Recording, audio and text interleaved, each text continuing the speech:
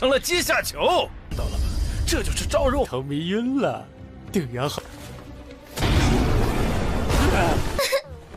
我想着突然偷袭，暮云，我想是最出色的一个。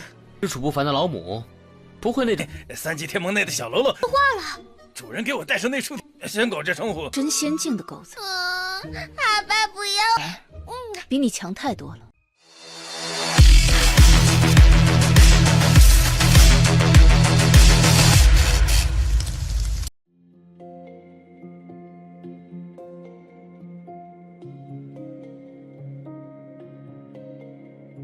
Halo semuanya, selamat datang di Ruang Sinema. Bagaimana kabar kalian semua? Semoga selalu sehat dan baik-baik saja.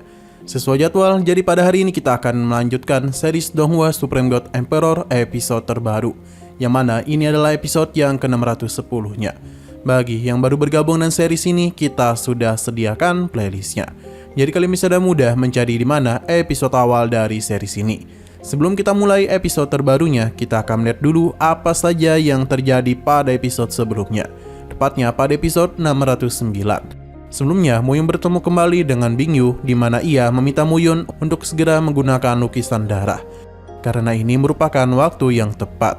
Tapi sebelum itu, Muyun sempat memberikan godaan manja kepadanya, yang seketika saja membuat Bingyu menjadi salah tingkah. Padanya, Muyun membuka kembali lukisan darah dan masuk ke dalam lukisan tersebut.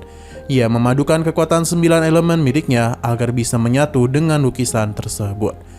Pasalnya dan begitu, baik saat ia menggunakan kekuatan lukisan maupun kekuatan 9 elemen, semua itu akan mengalami peningkatan. Tidak itu saja, Muyun juga telah membuka peti emas yang ternyata berisikan 2 harta karun, tingkat peri emas dan juga tingkat peri surgawi. Namun di tengah semua itu, ada pria bernama Fantong dari sekte Taisu yang meminta Muyun untuk keluar. Sesuai dengan permintaannya, Muyun pun keluar dan memberikan hantaman dengan harta baru miliknya. Sekarang kita akan melanjutkan episode terbarunya. Fantong sangat kesal kepada Muyun, padahal dia adalah murid dari inti sekte Taisu dari wilayah Pedang Barat. Namun malah diperlakukan seperti ini. Padahal aliansi langit 3 kutub telah resmi mereka kuasai. Jadi seharusnya Muyun tidaklah berani kepadanya. Atau apakah dia itu tidak takut kalau sekte pedang 1 daun mereka diratakan? Karena Fantong itu sudah menyentuh batas kesabarannya, jadi Muyun langsung saja menghabisinya. Ini dilakukan dalam 1 kali serangan saja. Sementara para gadisnya sangatlah bingung dan apa yang terjadi, karena barusan Fantong mengatakan aliansi langit 3 kutub telah tumbang. Muyun memberikan perintah kepada semua muridnya untuk tidak keluar dari formasi pelindung sekte, di mana Muyun akan pergi ke aliansi langit 3 kutub. Namun tak mengapa sejak dia kembali ke sekte 1 daun ada aura familiar yang terus mengikutinya. Muyun merasa kalau itu pasti adalah Higusu. Benar saja saat ini dia teruslah mengikuti Muyun. Sementara itu di sisi lain terlihat kalau Chen Yulan bersama yang lainnya tengah terkurung dalam sebuah formasi, di mana itu sepertinya adalah ulah dari sekte Tiasu. Bagi mereka, pemimpin aliansi langit 3 kutub bukanlah apa-apa. Bahkan sekarang ia telah menjadi tawanan mereka. Namun kedua putri Chen Laofeng setelah menarik perhatian mereka.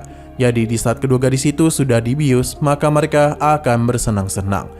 Tapi sebelum semua itu terjadi, Muyun datang bersama Jia, yang tentu membuat mereka sangat terkejut. Muyun meminta Jia untuk menghabisi siapapun dan tidak membiarkan satupun hidup. 成了阶下囚，到了吧？这就是招肉。头迷晕了，对呀好。 Muyun sendiri masuk ke dalam pavilion untuk bisa menyelamatkan mereka. Dalam 1 kali serangan, formasi pengurung dan mudah dia hancurkan. Alih-alih mendapatkan pelukan manja dari kedua gadis itu, Muyun justru mendapatkan pelukan pertama dari tetua Xiaosu. Sejak awal ia sudah yakin kalau gurunya tidak akan pernah meninggalkannya. Tetua Xiaosu sangatlah kesal dengan permintaan sekte Taisu, karena dia telah mengganggu dirinya dalam meracik pil. Muyun sendiri masihlah belum tahu sebenarnya apa yang terjadi. Namun Chiyunju malah langsung memeluk Muyun sambil berkata kalau dia masihlah bingung bagaimana cara untuk mengungkapkan cintanya kepada Muyun. Chen Yulan segera menyadarkan adiknya karena dia harus segera memberitahu inti permasalahannya kepada Muyun. Ternyata keluarga Huangji dan Wisma Gunung Semesta telah menjalin kerjasama dengan sekte Taisu dan Aula Petir Merah dari wilayah Pedang Barat. Chen Laofeng memintanya berhati-hati, pasalnya target utama mereka adalah Muyun. Terdengar suara wanita yang meminta Muyun untuk mengembalikan nyawa putranya. Beliau itu tidak bukan adalah ibunya dari Chu Faifan. Ia akhirnya bisa melihat yang mana Muyun itu. Muyun sendiri tahu betul kalau Fan Xinli ini pasti telah membentuk kelompok untuk bisa balas dendam kepadanya. Fan Xinli membenarkan hal itu, terlebih lagi Faifan merupakan anak yang paling istimewa. Jadi nyawanya itu harus Muyun bayar dengan darah. Muyun tidaklah takut dan pedangnya telah ia keluarkan dan langsung memberikan serangan kepadanya. 我想着突然偷袭，墨云，我想是最出色的一个。是楚不凡的老母，不会那种。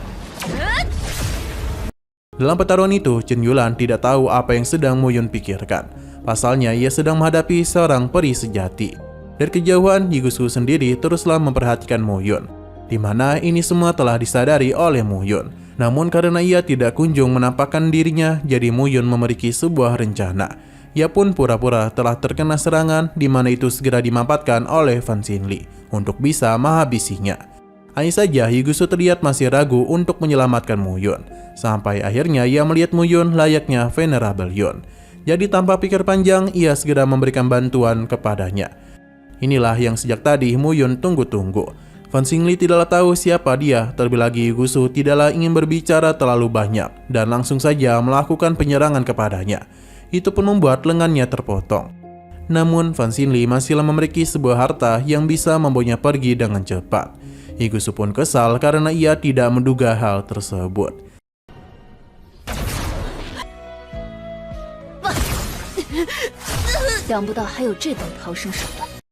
Di sini dia pun segera menerima pelukan hangat dari Muyun yang membuat Chen Yulan dan Chen Yunju cemburu.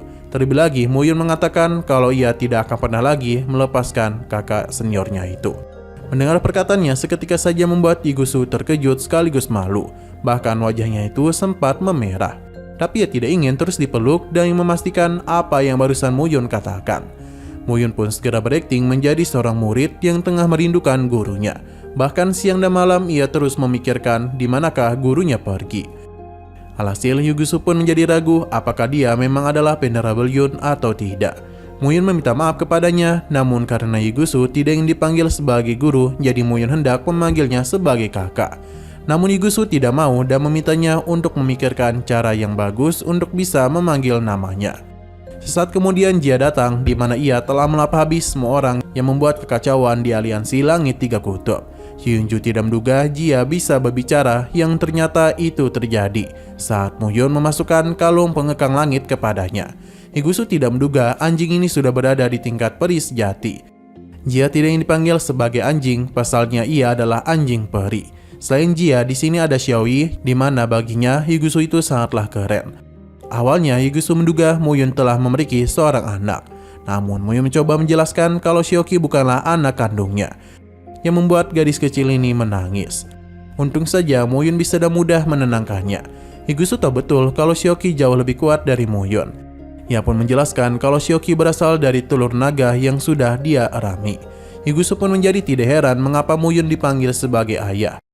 三级天盟内的小喽啰化了，主人给我带上那书，先狗这称呼。真仙境的狗子，阿爸不要。比你强太多了。